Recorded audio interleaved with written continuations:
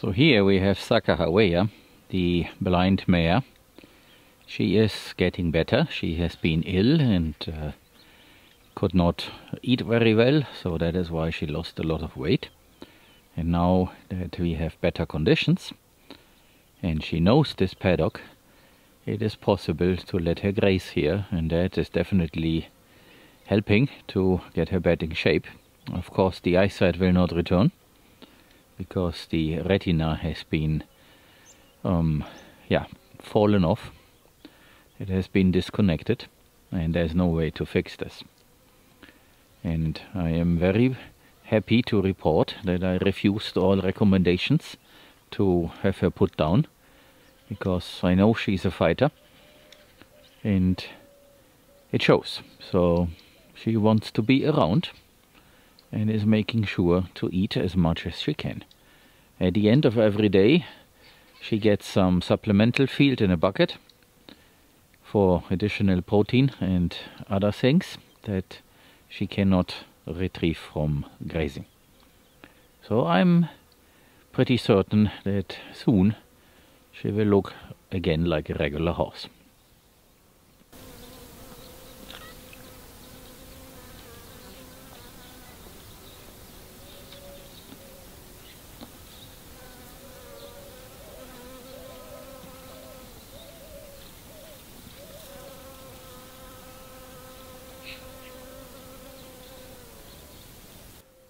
This here is our grey water pond, but it has more fresh water than grey water at the moment, because the pump that moves water at a very high pressure from the outflow of the water reservoir, where we have a shallow well, is moving water up here all the time.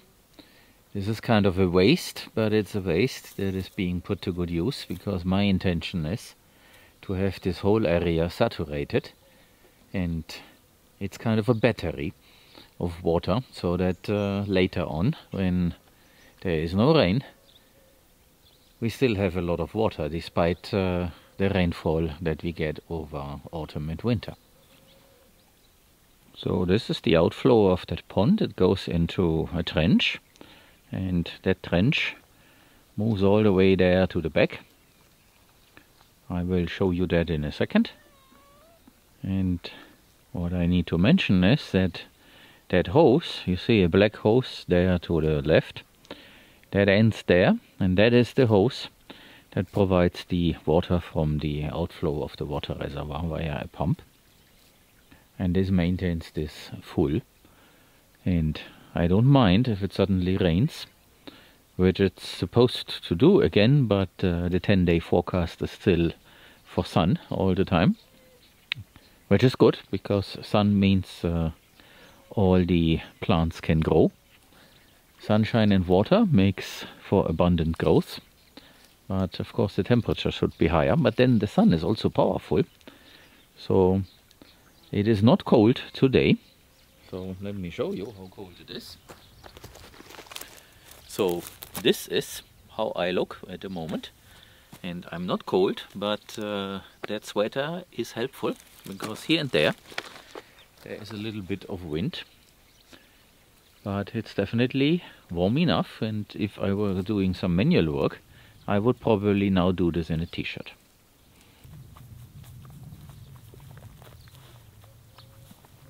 This here between the areas B2 to the left and B3 to the right, where Sakahawea is supposed to become a field of vetiver, and that is one of the community projects that are listed on Camito EU. And maybe for a day some of you can participate. This is a very small thing, so that shaking was Mr. Cat, because it's simply to harvest vetiver or take it out of the soon to exist nursery for vetiver, and then put these slips in here, plus install some irrigation, because vetiver is a summer plant and in summer there's no rain, so we have to store enough in the soil, but that's difficult without organic matter, so we need more of that. And irrigation, so those are the things that we also will install here. And if I pan a little bit, so there's some room here to the right. And a subsequent project might be to also have some chicken tractors in this place where Sakahawea at the moment is grazing. Not to cover this completely with vetiver, but instead make little vetiver enclosed spots or lanes. We will have to figure this out. But this is an area where we can do something, and it's right next to the farmyard, and therefore maintenance is very simple. Now with the rain, that area has received some good growth, but then this is temporary. So while there is rain, there is growth, and when it gets too cold, then that growth stops. So right now, people from other climate zones might think this is all in great shape, and they might confuse this even with springtime, because this is how spring looks like elsewhere. But here, this is the beginning of autumn. So we are in November, as you can see. We are in acorn season. We don't have pigs this year, and we don't intend to get some in a few days. So this time we will skip this, because we have other things to do. And next time we will have pigs again. And this is one of the things to investigate, research, plan, and all this. And you will learn about this when the time comes. So the idea is to have a field of vetiver in here, and then also add some chicken to this when the time comes. But this is then something for spring. But I wanted to show you how this area looks like. And I will now take you further there to the back. If you look closely, you might already see that we have standing water there. So here you can see that standing water a lot better. This is a little bit sloped on purpose, because the idea is to catch the water that comes in from the right, then put it into the trench and then distribute it. But now it's at maximum capacity because the pump is running and it maintains this full. And if I pan to the left, you can also see that there is a puddle. So that is what is seeping through the berm and accumulates there. Because the only inflow of water is via that trench here, and this is what seeps through this and fills it there. And like I showed you a little while ago, over there on the neighbor's side, there's also a puddle.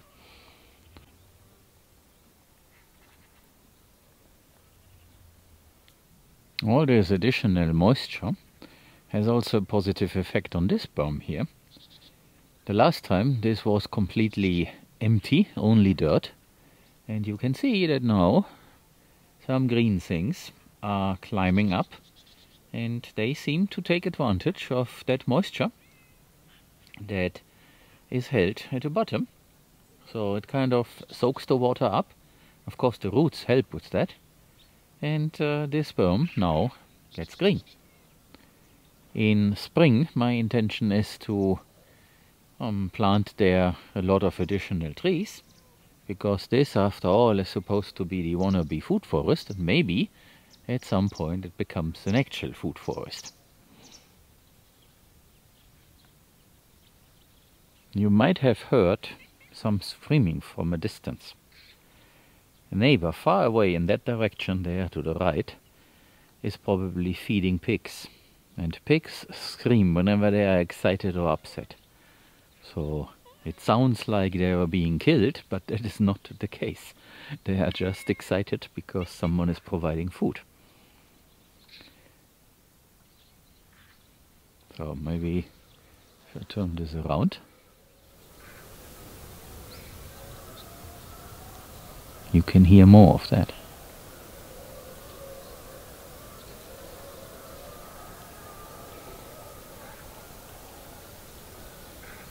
And we also have quite some mushrooms here. This area has been used for grazing by the horses and the sheep. Cows have not been in here, but the other two types of animals. And as someone mentioned, whenever you have horses in a place, apparently there will be more mushrooms. So that's a very good thing. So this area gets better just by using it carefully, to put it this way, and with the right type of animal. So here in the back, that is always a little bit in the shade, we have 3 Palovnia trees, actually 4. To the left there is another small one. This is the area that always was lacking behind, and it shows also on the ground, but it's getting better. And these trees are established, but because of the special situation they are not as well grown as the others, despite the fact that they have been planted at the same time as these ones here. And you can see that they are pretty tall. And unlike the younger ones in the compound, in the farmyard, they have much bigger leaves and keep them longer in better shape. So an established tree has more strength to withstand the lowering temperatures now. And it does show. And there's also quite a bit of nutrients in that soil, because there were things growing there before, they got chopped and dropped, and the animals were there, so that definitely makes a difference. Here in the back of this Wannabe food forest that we call B2 is our zone B, which will be a pig paradise in the future.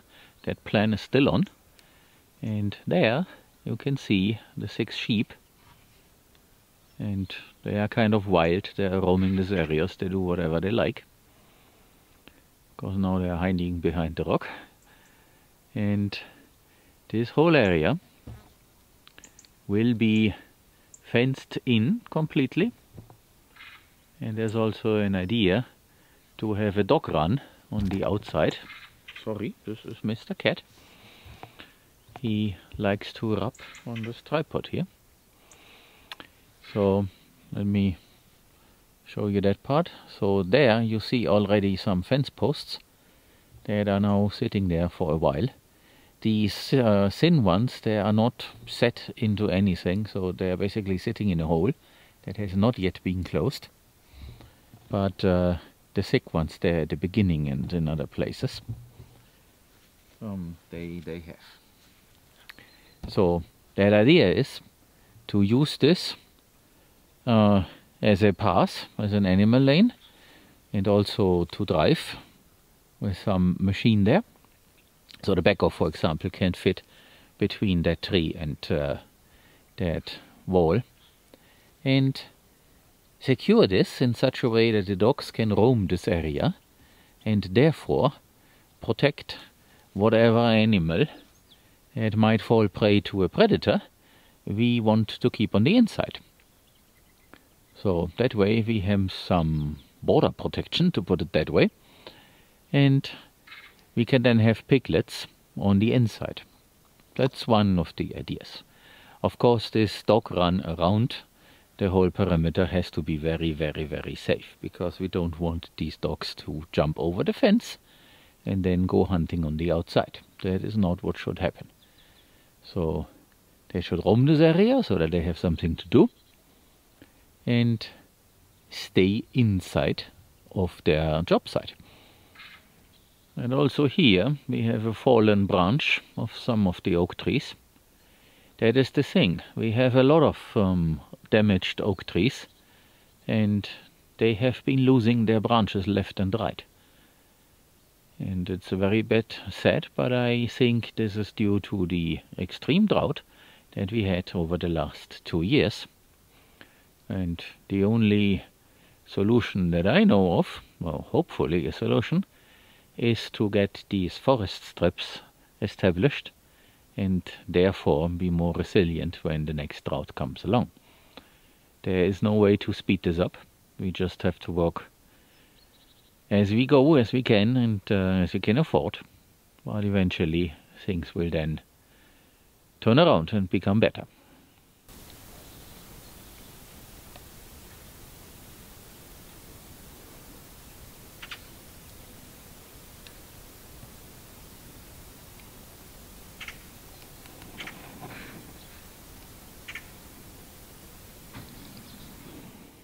So this is now quite interesting. It's the first time that I see that.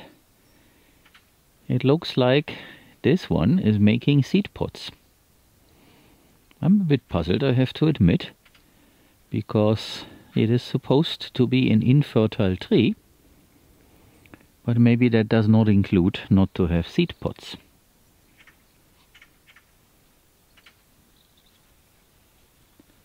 So here you can see this in all glory.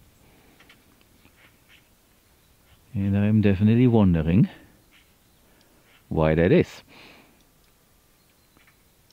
As you can see, I am asking myself the same question as a lot of other people.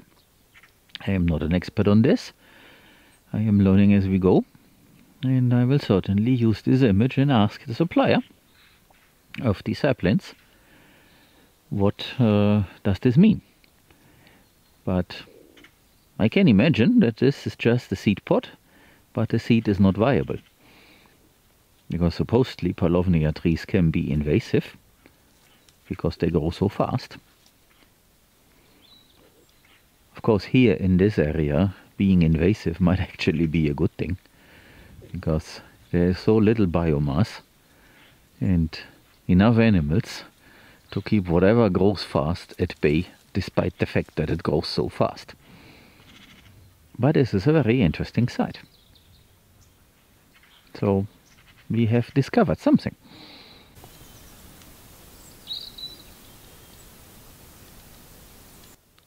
This, by the way, is the Andalusia tree, and it's quite interesting. I have not seen it look like this. Before, it already had lost the leaves whenever it got into autumn, but this time it has a very nice color, so it's a pretty sight. So apparently something is turning for the better here in this area. It might be because of the abundant amount of water, because the moment we did not use the water for irrigation in other places, I decided to keep this area extremely moist, and maybe that is one of the results. Could be. But then if you are now thinking, oh, you should do this in all the places, the problem is, this is basically because we can at the moment, but there is not enough water in this shallow well. It maybe holds 3000 liters and gets replenished every night.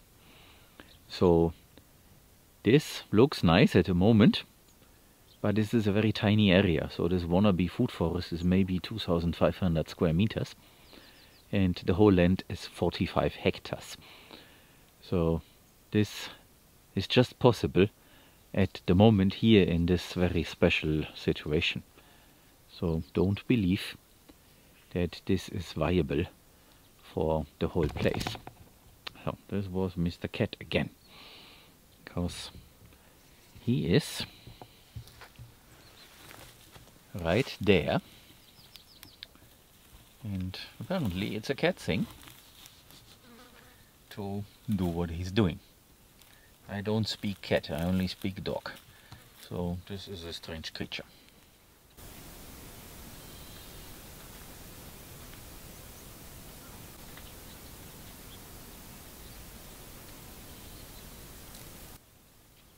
There's quite a bit of kinch on this tree.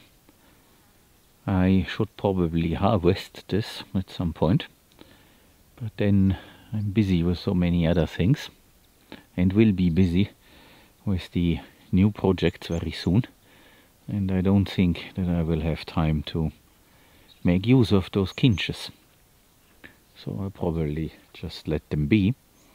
The last time I made a chutney out of kinch, and there is still something left, so there's no immediate need to do this. But the other year, that's the thing. When you have something growing that is edible, you also need to harvest and process it. And if you don't have the infrastructure for that, then you cannot do it. So it kind of goes to waste, but on the other hand, there are enough critters out here that will happily take advantage of it. So that's not a problem. And infrastructure for harvest and processing of food has not been a priority so far. So far, my intention has been to build a team and then develop those things with that team.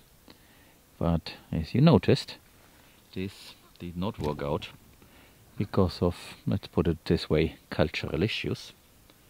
And frankly said, this is Mr. Cat again, if you have young people who are more interested in earning some money, build an apartment, start a family and live and be with their friends and do all kinds of things outside of work, so this whole idea of a work-life balance, by treating the two things as opposites, then building a team and trying to build something up in a collaborative way does not work very well.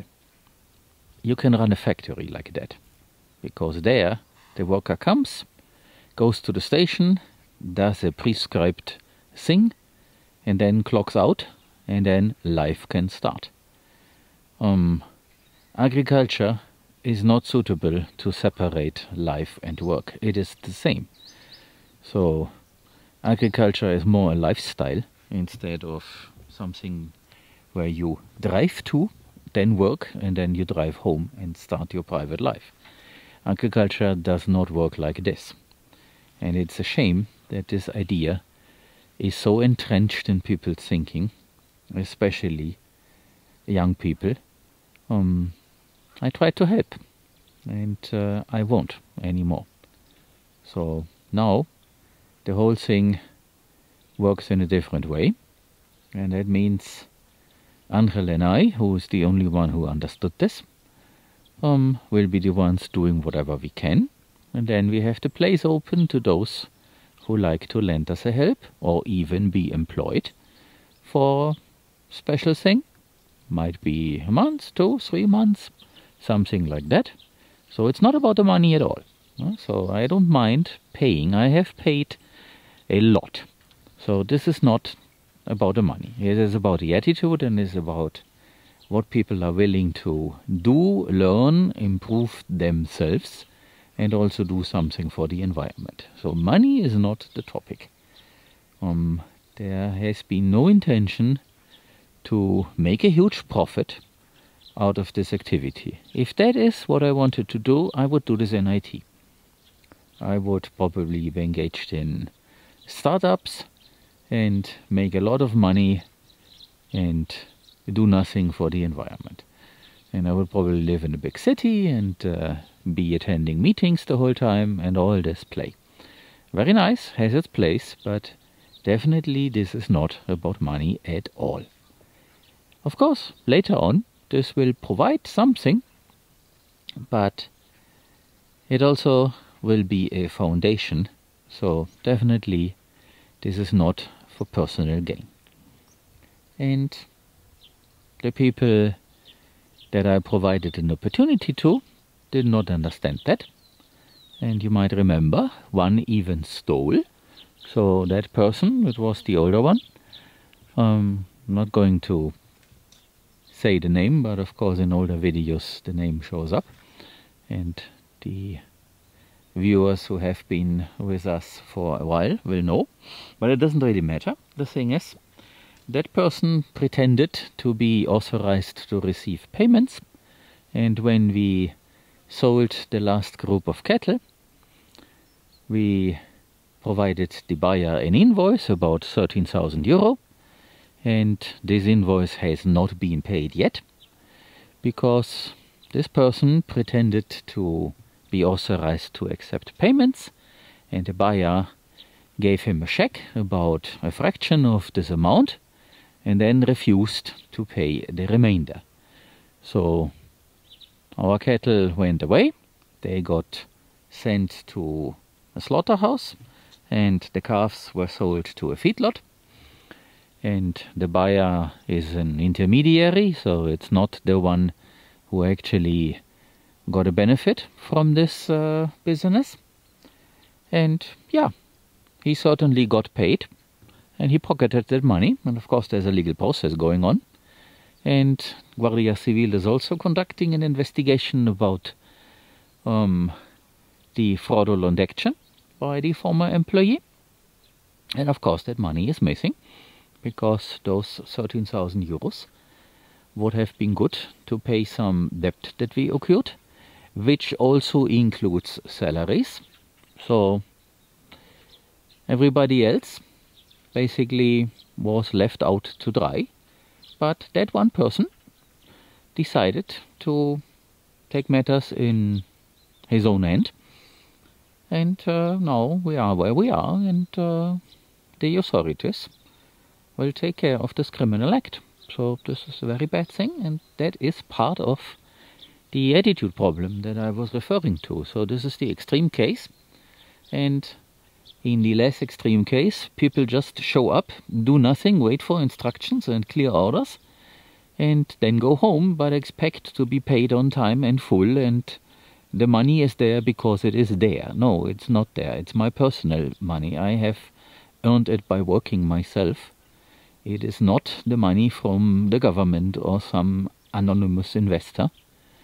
And yeah, I could go on and ramble now a little bit, but I should not.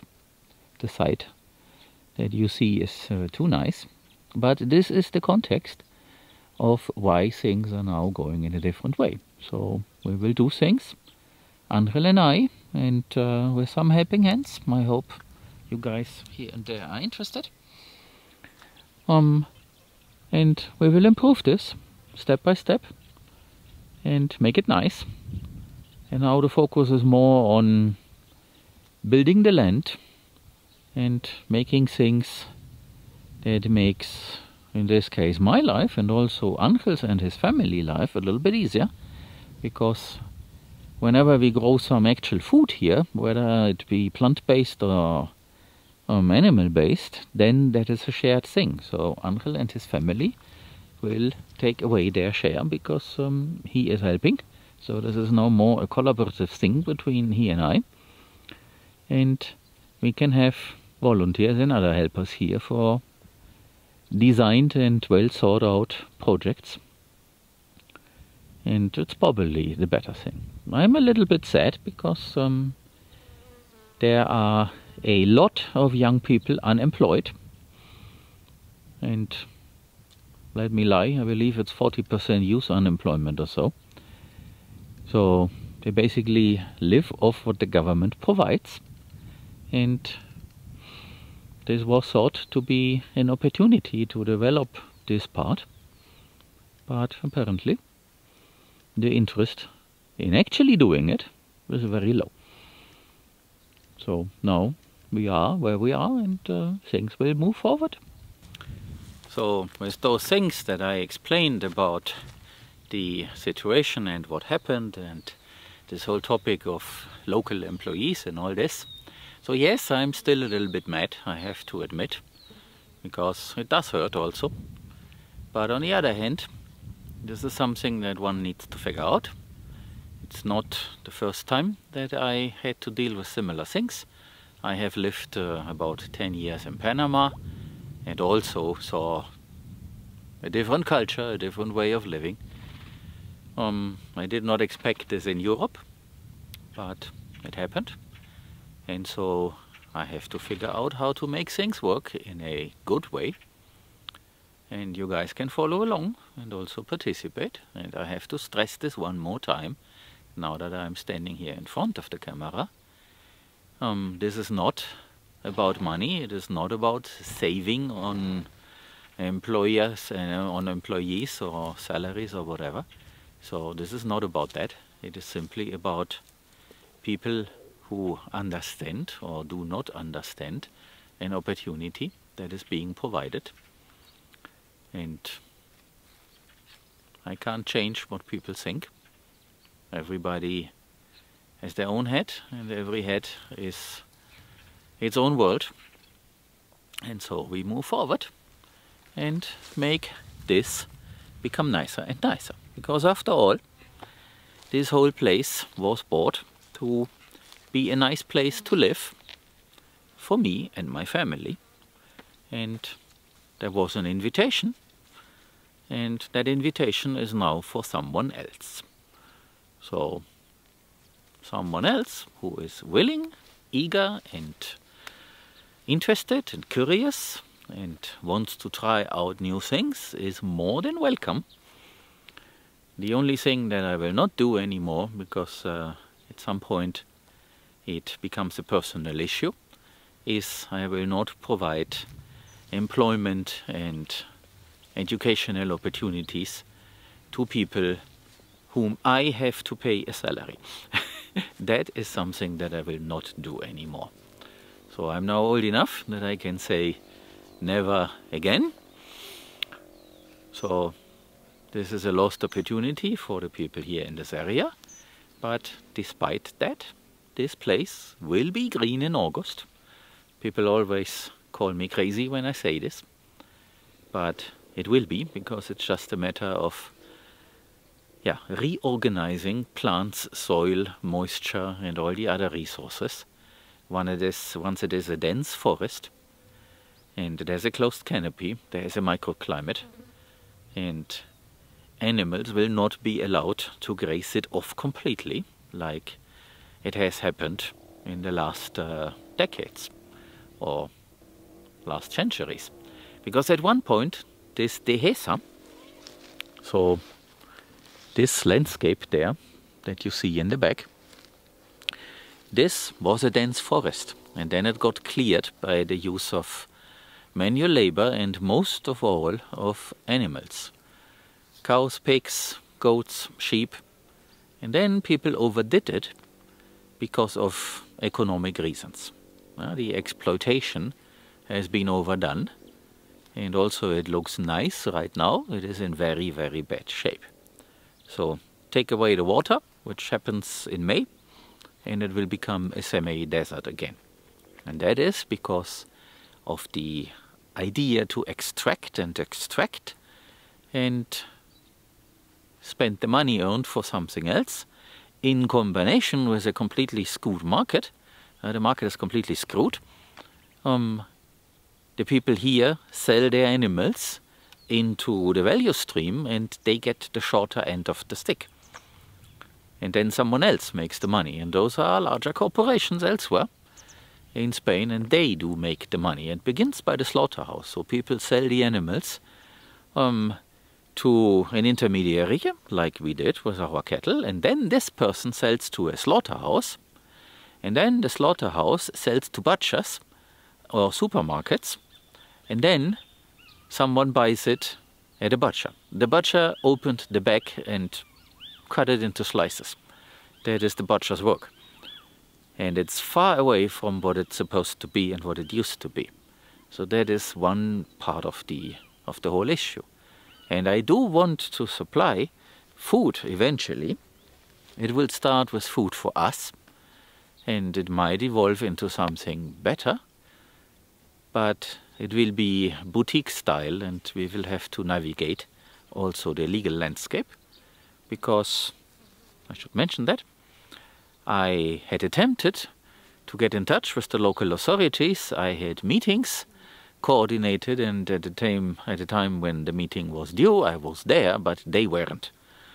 So, and then they scrambled to find a room, and then someone who was there sat down with me. We talked a little bit, only a few minutes basically, and then they never followed up, despite the fact that they wanted to come to visit and all this. So this is all about how to do nothing but expect the world.